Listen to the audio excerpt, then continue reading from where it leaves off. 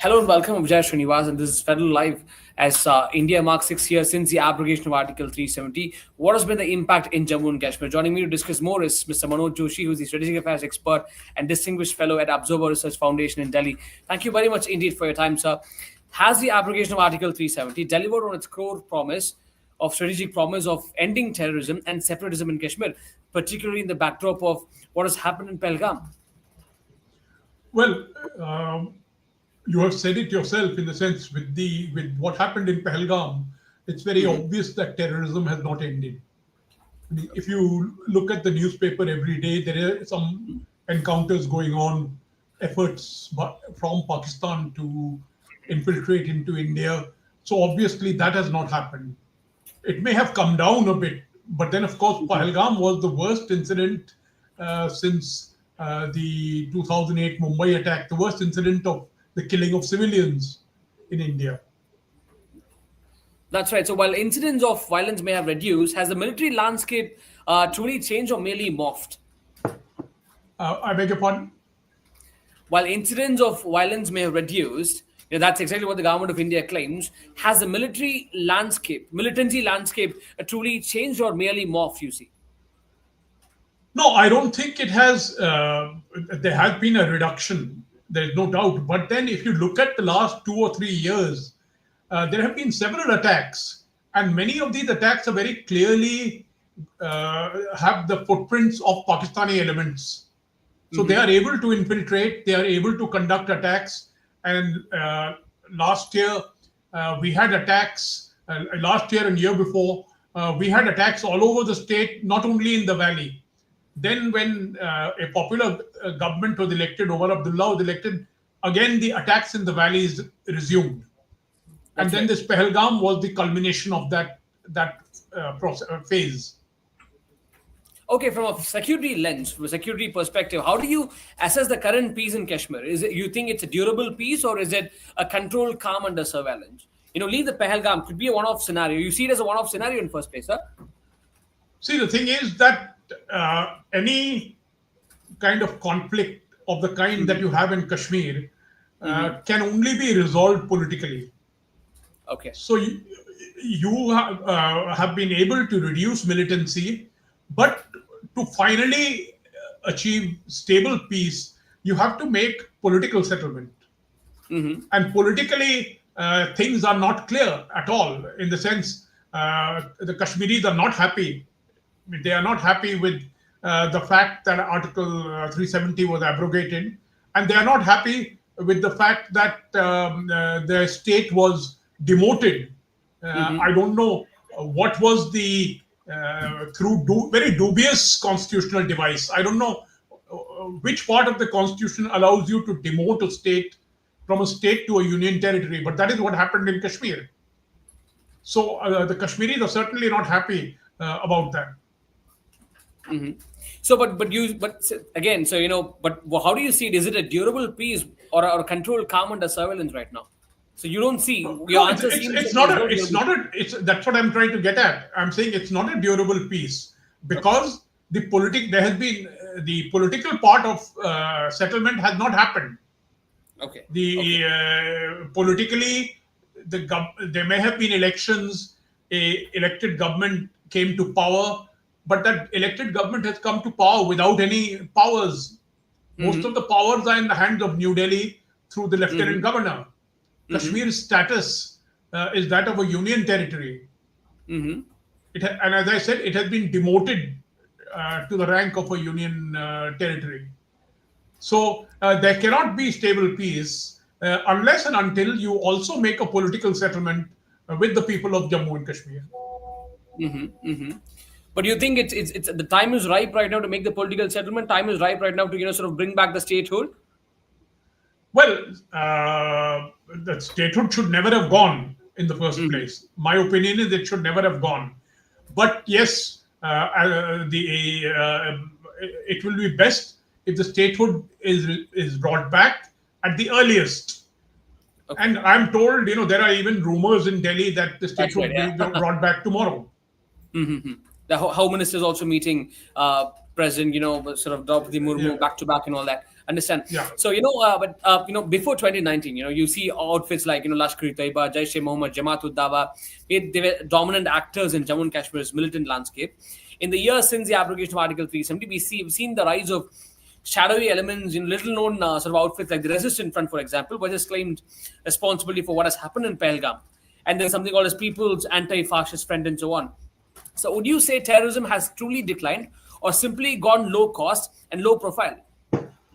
No, the thing is, the names have changed, but these are Hmm. still largely Pakistani proxy Hmm. warriors. When they Uh-huh. are fighting on behalf of Pakistan, they are being sent by Pakistan. So you can call him TRF now, in the sense the recent US sanction on the TRF mentions that they are really Lashkar-e-Taiba. That's right. So the thing is, names were changed because of the FATF process in Hmm. 2018, 2019.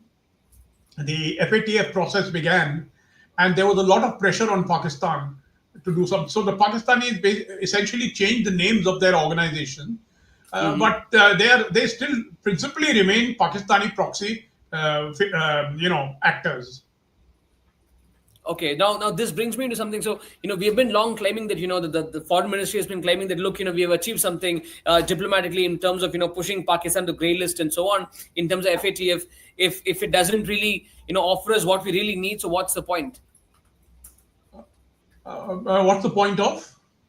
What's the point of actually doing taking these kind of dialogues to put Pakistan back on the FATF, as you said? No, no. You see, the thing is that uh, if you expect that tomorrow, by some kind of a miracle, all violence will end and things will become completely normal, that is not possible. Hmm. What will happen is that you have to have a process through which you bring down the violence to the least possible level. It will come down, and then Hmm. slowly, gradually, over time, you will be able to eliminate it. But you can't expect suddenly one fine day, there'll be no more violence tomorrow. No one can do that. No one in Pakistan has that kind of authority to even do something like that.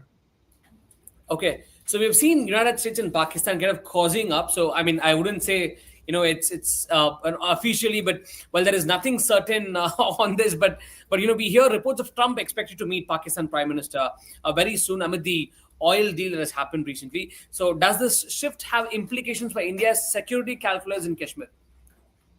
Yeah, certainly. Pakistan is the president of the Security Council currently, Hmm. the rotating this thing, and it has diplomatically been doing well. Meaning, it has just had a meeting had a meeting with the Iranian prime minister. They, of course, have good relations with China, and now with the United States. So this certainly gives Pakistan a cover, Hmm. for their activities. But nevertheless, the Pakistan's internal situation is not particularly good. So you can have anything you want with the United States, but there is the reality with the internal situation. There is internal turmoil. Imran Khan being in jail has its own set of problems for Pakistan, and India is also maintaining its pressure on Islamabad. Don't forget that from the formal point of view, Operation Sindoor has only been suspended. So Hmm. any major terrorist act could be responded to by India in the same way as was done in the case of Operation Sindoor. So Pakistan does not have that many options before it. And so the question is, what is it? What is Pakistan's strategy? What does it want? Hmm. And we are not clear on that, because if they want just to continue to provoke India, I think that's a dead end. Hmm. As we have seen, even in Kashmir, the violence that the Pakistani proxy warriors were able to inflict on India has also come down sharply. It has come down. If you look at the actual data, it has been steadily coming down. And so Pakistan has to work hard to maintain a certain level of violence in the state. So I Okay. don't think things are that easy for Pakistan. And if India continues to maintain the pressure, but we need the countries like the United States to also wake up to this and to be much more supportive of the Indian efforts on terrorism. This is something which the United States does not seem to realize the extent to which they are undermining the global war against terrorism. Okay.